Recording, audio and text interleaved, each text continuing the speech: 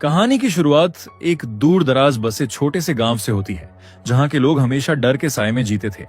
दरअसल इस गांव में बहुत समय से एक खौफनाक कहानी फैल रही थी, जिसने सभी लोगों के दिलों में डर भर दिया था। गांव वालों का कहना था कि नदी के पास एक भयानक राक्षस रहता है, जो इंसानों का शिकार करता है, उन्हें मारकर उनका सिर काट देता है और फिर उस सिर को खा जाता है। इसके बाद वो बिना सिर वाली लाश को नदी से बाहर फेंक देता है। शुरुआत में लोगों ने इस कहानी को सिर्फ एक अफवाह या पुरानी लोक कथा समझा था, लेकिन धीरे धीरे हालात बदलने लगे और वो डरावनी कहानी सच होती हुई दिखाई देने लगी। ये सब देखकर पूरे गांव में दहशत फैल गई। अब किसी को भी शक नहीं रहा कि नदी के पास सच में कोई खतरनाक चीज मौजूद है, बल्कि उन्हें पूरा यकीन हो गया था कि वहां कोई भयानक राक्षस रहता है।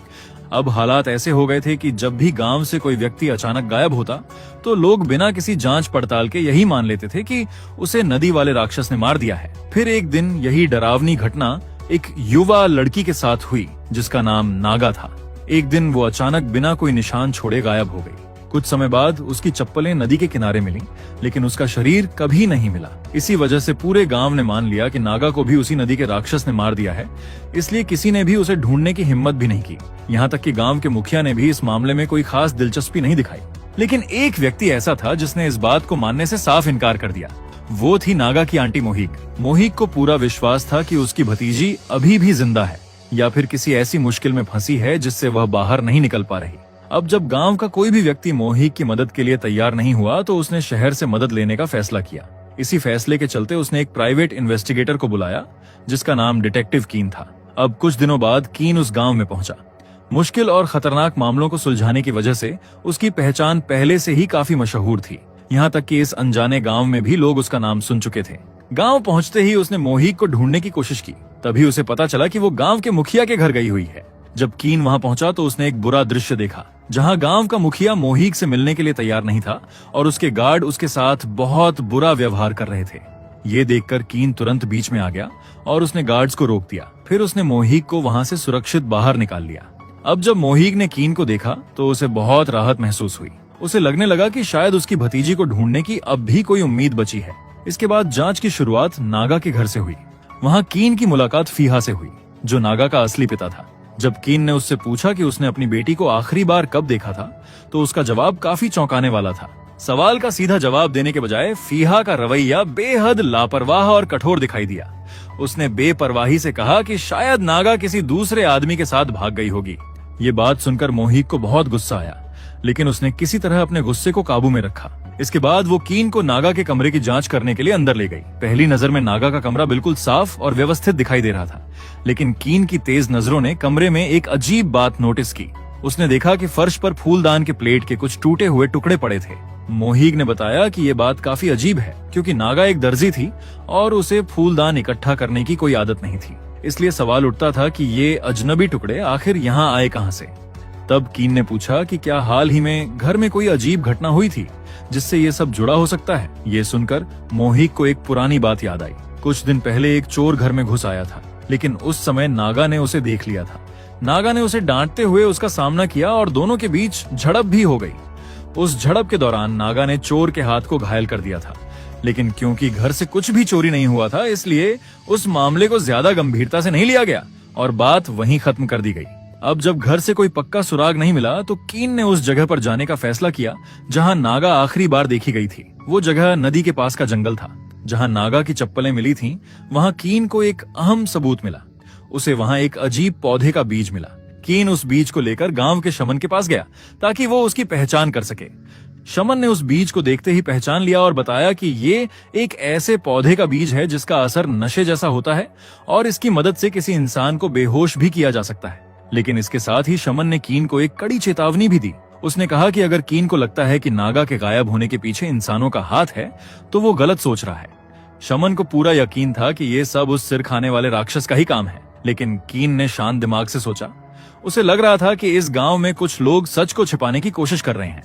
अब जब वो शमन के घर से बाहर निकला, तो उसे एहसास हुआ कि मोहिक चुपके से उसका पीछा कर रही थी। तब मोहिक ने कीन को बताया कि नागा उसके लिए कितनी खास थी। नागा की माँ उसे तभी छोड़कर चली गई थी जब वो बहुत छोटी थी। उसके बाद उसके पिता फीहा ने भी कभी उसे सच में अपनी बेटी की तरह नहीं अपनाया। ऐसी हालत में सिर्फ मैं वही थी जिसने नागा को प्यार और देखभाल के साथ पाला था। लेकिन मोहिक के पति को यह बिल्कुल पसंद नहीं था कि वो अपनी भतीजी पर इतना ध्यान दे। उसने मोहिक को साफ शब्दों में धमकी दी थी कि अगर उसने नागा की देखभाल जारी रखी तो वो उसे तलाक दे देगा। इसी वजह से मोहिक को मजबूरी में नागा से दूर होना पड़ा। लेकिन कई साल बाद उसे अपनी गलती का एहसास हुआ। तब उसने अपने पति को तलाक दे दिया और अपनी भतीजी से दोबारा मिलने के लिए गांव वापस आ गई ताकि वो अपनी पुरानी गलतियों को सुधार सके। लेकिन किस्मत ने उसका साथ नहीं दिया। गांव लौटने के कुछ ही दिनों बाद नागा अचानक रहस्यमय तरीके से गायब हो गई। इस घटना के बाद मोहिक को गहरा पछतावा होने लगा। उसे लगता था कि अगर वो नागा को कभी छोड़कर नहीं जाती तो शायद आज वो सुरक्षित होती। मोहिक की सच्चाई और उसका पछतावा देखकर कीन ने उसे अपनी जांच में साथ रहने की अनुमति दे दी। अब जैसे ही रात हुई, पूरे गांव में फिर से डर का माहौल फैल गया। सिर खाने वाले राक्षस का डर इतना ज्यादा था कि हर व्यक्ति ने अपने घर के दरवाजे मजबूती से बंद कर लिए। लोगों ने अपने घरों के सामने शमन द्वारा दिए गए ताबीज भी लटका दिए ताकि बुरी शक्तियों से बचा जा सके। उधर कीन भी गांव में ही ठहरा हुआ था और वो भी इस भारी और डरावने माहौल को महसूस कर रहा था। लेकिन थकान के कारण जब उसे नींद आई तो उसके सपने में एक बेहद डरावना दृश्य दिखाई दिया। उसने खुद को नदी के किनारे खड़ा देखा। पानी में नागा का कटा हुआ सिर तैर रहा था और ऊपर से डरावनी बात यह थी कि उसकी आंखें खुली हुई थीं और उसका मुंह हिल रहा था जैसे वो किसी से मदद मांग रही हो। कीन अचानक घबराकर जाग गया। उसके शरीर पर ठंडा पसीना बह रहा था और उसकी सांसें तेज हो गई थीं। वो समझ नहीं पा रहा था कि जो उसने अभी देखा वो सिर्फ एक साधारण सपना था या फिर नागा की बेचैन आत्मा का कोई संकेत। अब सुबह होते ही कीन ने समय बर्बाद नहीं किया और मोहिक के साथ फिर से पूरे गांव में घूमकर नए सुराग ढूंढने लगा। तभी उन्हें एक परेशान करने वाली जानकारी मिली। नागा के गायब होने वाले दिन उसे गांव के मुखिया की बेटी ट्वेट के साथ जोरदार बहस करते हुए देखा गया था। ये सुनते ही कीन और मोहिक तुरंत मुखिया के घर पहुंचे और ट्वेट से पूछताछ की। ट्वेट ने बताया कि उनका झगड़ा एक मामूली बात को लेकर हुआ था। उसने कहा कि नागा ने उसके लिए जो कपड़ा तैयार किया था उसका रंग गलत था, इसलिए उसने उसे पैसे देने से मना कर दिया था। इस बात पर गुस्से में नागा ने कहा था कि अगर ट्वेट पैसे नहीं देगी तो वो ये पैसा उसके मंगेतर टैग से वसूल कर लेगी। इस घटना से ये संभावना बनती थी कि झगड़े के बाद नागा टैग से मिलने गई हो। कीन ने तुरंत टैग के बारे में जानकारी जुटाई। तब उसे पता चला कि टैग एक कुम्हार था जो मिट्टी के फूलदान और प्लेटें बनाता था। ये बात सुनते ही कीन को नागा के कमरे में मिले फूलदान के टूटे हुए टुकड़े याद आ गए। अब ये संभव था कि वो फूलदान टैग ने ही बनाया हो। इसी शक के आधार पर कीन और मोहिक सीधे टैग के घर पहुंच गए। लेकिन वहां का माहौल अजीब तरह से शांत और डरावना था। इससे मोहिक काफी डरी हुई लग रही थी, इसलिए कीन ने उसे बाहर इंतजार करने को कहा और खुद अंधेरे वर्कशॉप के अंदर चला गया। अंदर जाते ही अचानक कीन को ऐसा लगा जैसे सिर खाने वाला राक्षस नागा पर हमला कर रहा हो। लेकिन वो डरावना दृश्य एक पल में गायब भी हो गया। तभी उसे वर्कशॉप के पीछे से किसी के हिलने की आवाज सुनाई दी। कीन तुरंत वहां दौड़कर गया और आखिर में उसे टैग मिल गया। कीन ने बिना देर किए उस पर नागा के गायब होने में शामिल होने का आरोप लगा दिया और उससे पूछा कि आखिर में उसका नागा के साथ क्या रिश्ता था। सवालों के दबाव में आकर टैग ज्यादा देर तक चुप नहीं रह सका और उसने नागा के साथ अपने रिश्ते की सच्चाई बता दी। उसने बताया कि वो नागा से प्यार करता था और तुएट से अपनी सगाई तोड़कर नागा से शादी करना चाहता था। लेकिन उनका ये रिश्ता गांव के मुखिया और उसके परिवार को बिल्कुल मंजूर नहीं था। जब उन्हें इस प्यार के बारे में पता चला तो उन्होंने टैग को साफ शब्दों में धमकी दी थी कि अगर उसने सगाई तोड़ी तो वे उसकी और नागा दोनों की जिंदगी बर्बाद कर देंगे। टैग की ये सच्चाई सुनने के बाद कीन और मोहिक के मन में एक नया शक पैदा हुआ। उन्हें लगा कि शायद गांव के मुखिया का परिवार ही नागा के गायब होने के पीछे जिम्मेदार हो सकता है, ताकि अपने परिवार की इज्जत बचाई जा सके। इस शक के साथ वे दोनों गांव के मुखिया के घर वापस गए। वहां लियाम, उसकी पत्नी विहोंग और उनकी बेटी तुएट से पूछताछ की गई। तीनों ने ये बात मानी कि वे टैग से नाराज थे, लेकिन उन्होंने साफ कहा कि उन्होंने नागा को कोई नुकसान नहीं पहुंचाया। तभी ट्वेट ने एक नई और चौंकाने वाली बात बताई। उसने कहा कि टैग झूठ बोल रहा है, वो नागा से शादी नहीं करना चाहता था। असल में जब टैग को पता चला कि नागा उसके बच्चे की मां बनने वाली है तो वो डर गया था। इसी डर की वजह से वो नागा को छोड़ना चाहता था। ये बात सामने आते ही पूरे मामले की दिशा बदल गई। अब ये साफ हो गया था कि नागा टैग के बच्चे से गर्भवती थी। अब इस घटना के पीछे कई लोगों के पास मजबूत कारण हो सकते थे। पहली संभावना ये थी कि टैग ने ही नागा को मार दिया हो ताकि उनके रिश्ते और गर्भ की सच्चाई सामने न आए और वो गांव के मुखिया की अमीर बेटी से शादी कर सके। दूसरी संभावना ये थी कि मुखिया के परिवार ने नागा को खत्म कर दिया हो ताकि उनकी बेटी की सगाई किसी बदनामी की वजह से टूट न जाए। लेकिन ये सब अभी सिर्फ शक और अनुमान थे। अभी तक किसी के खिलाफ कोई पक्का सबूत नहीं मिला था। तभी कीन को एक पुराना सुराग याद आया जिसे पहले नजरअंदाज कर दिया गया था। वो था घर में घुसने वाला चोर। ये बात अजीब थी कि उसने उस समय कुछ भी चोरी नहीं किया था। कीन ने इस घटना के आधार पर एक नई संभावना सोची कि टैग ने उस चोर को भेजा हो ताकि वो नागा से वो फूलदान वापस ले आए जो उसने उसे दिया था। अगर वो चीज मिल जाती तो उनके रिश्ते का सबूत खत्म हो सकता था।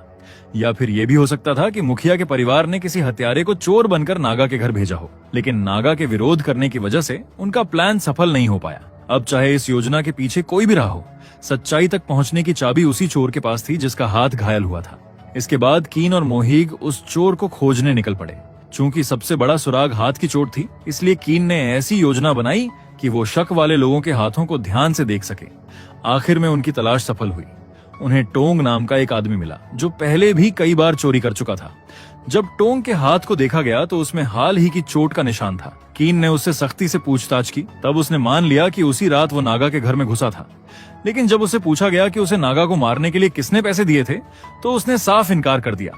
उसका कहना था कि उसे किसी ने कोई आदेश नहीं दिया था, वो सिर्फ पैसों की जरूरत के कारण चोरी करने गया था। हालांकि उसने एक और महत्वपूर्ण बात बताई। उसने कहा कि जब वो उस रात नागा के घर से भाग रहा था, तब उसने एक अजीब दृश्य देखा था। उसने गांव के मुखिया की पत्नी विहोंग और नागा के पिता फीहा को चोरी छिपे साथ देखा था। बाद में ये सच सामने आया कि फीहा और विहोंग कई सालों से गुप्त संबंध में थे और उसी रात नागा ने अपने ही पिता को विहोंग के साथ रंगे हाथों देख लिया था। अब कीन का शक सीधे विहोंग पर जाने लगा। उसे लगने लगा कि शायद इन सारी घटनाओं के पीछे असली दिमाग वही है। लेकिन जब उससे सीधे सवाल किए गए तो विहोंग ने किसी भी अपराध को स्वीकार नहीं किया। अब उसके खिलाफ कोई ठोस सबूत भी नहीं थे, इसलिए कीन और मोहीग के पास वहां से लौटने के अलावा कोई और रास्ता नहीं था। इसके बाद भी दोनों ने हार नहीं मानी और गांव में दूसरे गवाहों की तलाश जारी रखी। जल्द ही उन्हें पता चला कि एक व्यक्ति ने नागा को जंगल में टुएट से मिलते हुए देखा था। ये जानकारी मिलते ही कीन ने तुरंत टुएट से पूछताछ की और सारे सबूत उसके सामने रख दिए। अब टुएट के पास छिपाने के लिए कुछ नहीं बचा था और आखिर में उसने सच्चाई कबूल कर ली। उसने बताया कि वो नागा से जंगल में मिली थी और दोनों के बीच बहुत तीखी बहस हुई थी और उसी बहस के दौरान टुएट ने एक पत्थर उठाया और नागा के सिर पर मार दिया। इस जोरदार वार से नागा तुरंत बेहोश होकर जमीन पर गिर गई। टुएट ने जब उसे जमीन पर पड़े देखा तो उसे लगा कि नागा मर चुकी है। घबराहट और डर के कारण वो बिना कुछ सोचे तुरंत वहां से भाग गई और नागा के शरीर को वहीं छोड़ दी। फिर कुछ ही समय बाद पुलिस गांव में पहुंची और टुएट को हत्या और लापरवाही से मौत का कारण बनने के आरोप में गिरफ्तार कर लिया। ये सब देखकर मोहीग खुद को संभाल नहीं पाई और फूट फूट कर रोने लगी, क्योंकि उसे लगा कि उसकी भतीजी नागा अब इस दुनिया में नहीं रही। लेकिन टुएट की गिरफ्तारी के बाद भी कीन के मन में कई सवाल बाकी थे। मुख्य आरोपी पकड़े जाने के बावजूद एक बड़ी पहेली अभी भी सुलझी नहीं थी। नागा का शरीर आखिर गायब कैसे हो गया था, ये रहस्य अब भी बना हुआ था। फिर उस रात कीन सराय में अकेले बैठकर खाना खा रहा था। तब अचानक कमरे का माहौल बदल गया। कीन को ऐसा महसूस हुआ जैसे कोई अदृश्य चीज कमरे में आ गई हो। जब उसने पीछे मुड़कर देखा तो उसके सामने वही भयानक सिर खाने वाला राक्षस खड़ा था। इस बार दृश्य और भी डरावना था। उस राक्षस के हाथ में नागा का कटा हुआ सिर था और वो उसे बेरहमी से खा रहा था। फिर वो डरावना प्राणी धीरे धीरे कीन की ओर बढ़ने लगा। जैसे ही वो अचानक कीन पर झपटा, कीन डर के मारे जोर से चिल्ला उठा। सौभाग्य से पास में मौजूद पुलिस अधिकारियों ने उसकी आवाज सुन ली और वे तुरंत दरवाजा तोड़कर अंदर घुस गए और कीन को बचा लिया। लेकिन अजीब बात यह थी कि जैसे ही पुलिस अंदर आई, वो राक्षस अचानक गायब हो गया। इस घटना के बाद कीन को यकीन हो गया कि इस मामले में कुछ ऐसा हो रहा है जो नॉर्मल नहीं है। अब उसने अपने साथियों को आदेश दिया कि वे इस राक्षस के पीछे छिपी असली सच्चाई का पता लगाएं। इसके लिए उन्होंने गांव के पुराने रिकॉर्ड और इतिहास को खंगालना शुरू कर दिया। तभी उन्हें 30 साल पुरानी एक भयानक घटना के बारे में पता चला। करीब 30 साल पहले इस गांव में एक बड़ा हादसा हुआ था। उस समय एक पूरे परिवार के 14 लोगों पर गांव से विश्वासघात करने का आरोप लगाया गया था। लेकिन बिना किसी सही जांच या न्याय के गांव वालों ने खुद ही फैसला कर लिया। फिर वे उन सभी लोगों को पकड़कर नदी के किनारे ले गए और वहां एक एक करके बेरहमी से उनके सिर काट दिए। लोगों का मानना था कि उस परिवार की पीड़ित आत्माएं मिलकर एक भयानक शक्ति बन गईं, जिसे बाद में सिर खाने वाले राक्षस के रूप में जाना जाने लगा। उस घटना के बाद से नदी को अभिशप्त जगह माना जाने लगा। लेकिन इस कहानी में एक अजीब बात भी थी। ये कहानी तो 30 साल पुरानी थी, लेकिन राक्षस के हमलों और हत्याओं की घटनाएं पिछले 5 से 10 सालों में ही अचानक बढ़ने लगी थी। इससे एक नया सवाल खड़ा हुआ। अगर ये राक्षस सच में 30 साल से मौजूद था, तो वो 20 साल तक शांत क्यों रहा और अचानक अभी क्यों सक्रिय हुआ? अब कीन के मन में 2 तरह के विचार चल रहे थे। एक तरफ उसका तर्कसंगत दिमाग भूत प्रेत के अस्तित्व को मानने से इनकार कर रहा था, लेकिन दूसरी तरफ उसकी अपनी आंखों ने उस राक्षस को कई बार देखा था। इसी बीच गांव के मुखिया के घर में भी भारी तनाव का माहौल बन गया था। मुखिया की पत्नी विहोंग पूरी तरह घबराई हुई थी। उसने अपने पति लियाम से मदद मांगी, लेकिन उसने इस मामले में और उलझने से मना कर दिया। तभी विहोंग के निजी नौकर ने एक डरावनी खबर दी। जिस आदमी को उसने नागा को मारने के लिए पैसे दिए थे, उसने अभी तक ये काम पूरा नहीं किया था। यहीं से सच्चाई सामने आई कि इस पूरे षड्यंत्र के पीछे असली दिमाग विहोंग ही थी। अतीत की घटनाओं को याद करने पर सब साफ हो गया। जब जंगल में टुएट ने गुस्से में नागा के सिर पर पत्थर मारा था और वह बेहोश हो गई थी, तो टुएट डरकर वहां से भाग गई थी। लेकिन संयोग से विहोंग का नौकर उस घटना का गवाह बन गया था और उसने तुरंत अपनी मालकिन को सारी बात बता दी थी। लेकिन नागा की मदद करने के बजाय विहोंग ने इसे एक मौका समझा। वो अपनी बेटी की बदनामी से बचना चाहती थी, इसलिए उसने नौकर को पैसे देकर एक हत्यारे को बुलाने के लिए कहा। उस काम के लिए चुना गया आदमी था टोंग, वही चोर जिसे पहले पकड़ा गया था। लेकिन टोंग चालाक और लालची था। जब उसने जंगल में नागा को बेहोश हालत में पाया, तो उसने एक नया प्लान बना लिया। नागा को मारने के बजाय उसने उसे छिपाकर कैद कर लिया। उसका इरादा था कि वो बार बार विहोंग को ब्लैकमेल करेगा और उससे पैसे वसूलता रहेगा। अब सारे सुराग फिर से टोंग की ओर इशारा कर रहे थे, इसलिए कीन और मोहिग ने उसका गुप्त रूप से पीछा करने का फैसला किया। कुछ समय बाद उन्हें पता चला कि टोंग फिर से विहोंग को ब्लैकमेल कर रहा था। वो धमकी दे रहा था कि अगर उसे और पैसे नहीं मिले तो वो नागा को जिंदा गांव वालों के सामने ले आएगा और विहोंग की सच्चाई सबको बता देगा। इस बात को लेकर दोनों की एक गुप्त मुलाकात जंगल में तय हुई। उसी जगह पर विहोंग, उसका नौकर और टोंग आपस में मिले। माहौल बहुत तनावपूर्ण हो गया। टोंग को शक हो गया कि नौकर उसे धोखा देने वाला है, इसलिए उसने नौकर की हत्या कर दी। अब विहोंग पूरी तरह टोंग के सामने फंस चुकी थी।